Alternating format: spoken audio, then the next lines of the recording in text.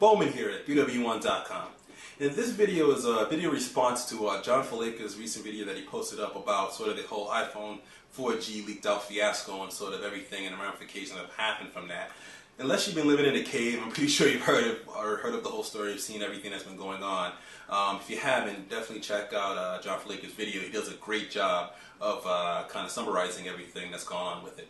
But he asked a question at the end of it, and he basically asked, if you run a tech blog or a tech YouTube channel, would you have done the same thing that Gizmodo has done, which is has a lot of ramifications that have happened from it, and it raises a lot of ethical questions in journalism as well. And obviously I run a tech website at BWOne.com, and we do have a YouTube channel, youtube.com/BWOne.com as well. And I personally would have probably handled this a whole lot differently than what kind of came out there. If I had the opportunity to buy the iPhone 4G, I probably would have bought it, and then I probably would have called Apple to make sort of a deal with them and say, hey, we have your device, it's safe with us here. We purchased it, but we want to make sure we had it safe. Let's make a deal. We can give you back your iPhone.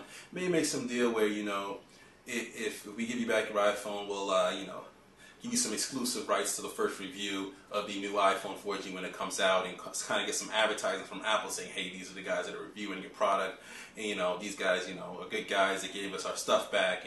Put a very positive spin on something that kind of is a little bit of a negative story for Apple that they kind of was trying to sweep under the rug, but obviously it's gotten out.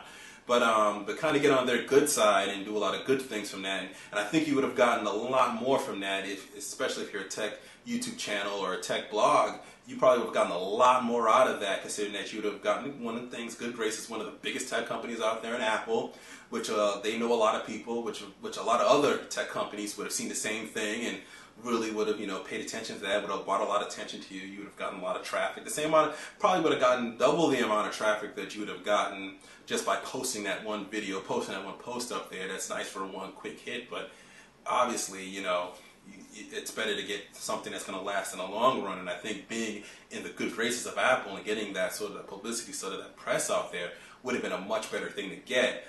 Rather than being in the negative light of Apple, which kind of Gizmodo's probably in right now, and could easily have some ramifications, sort of a domino effect. You got to remember, Apple, like I said, one of the biggest tech companies out there, and they know people, and there's people that have worked within Apple that have spun up within their own companies or work with other companies, other tech companies, and they kind of see those type of things, and that could have some ramifications and effects on sort of your own dealings with your own tech blog and tech website. And it's already kind of difficult enough to get these tech companies to kind of take us seriously as journalists and kind of take us seriously that we are really trying to review their products. We're really trying to, take what we do very seriously. And it's kind of hard to get these companies kind of do these things. And when these type of things happen, it kind of sheds us in a negative light, kind of kicks us back a little bit of a step, and it affects all of us technically. It really does affect all the sort of the tech blogs and tech YouTube channels and tech websites. It kind of affects all the small ones, especially in sort of how this kind of many type of things happen. It's one of those things where the ethical choice would have been to have a little bit more journalistic integrity, and especially not pay for a story. I do commend Engadget for that, for not paying for a story like that.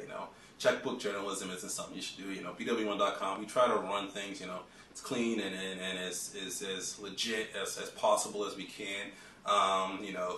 We didn't even post a story, we didn't post any stories about the iPhone 4G simply because it just didn't feel right on how the whole thing happened.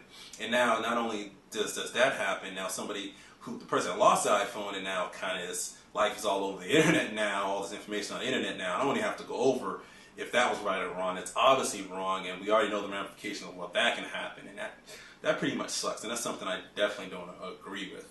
And once again, kind of sheds a light on sort of this bad light on all us tech bloggers and tech YouTubers and stuff like that. So, I've kind of stated my opinion here. I definitely would have done what's proper and what's the ethical thing there, because in the end of the day, that you doing the right thing is going to benefit you a lot more. And it's one of those things, what the right thing is. I think everybody knows what the right thing is. It's going about executing the right thing. Doing the right thing is a different story than from knowing what the right thing is. Everybody knows what's right.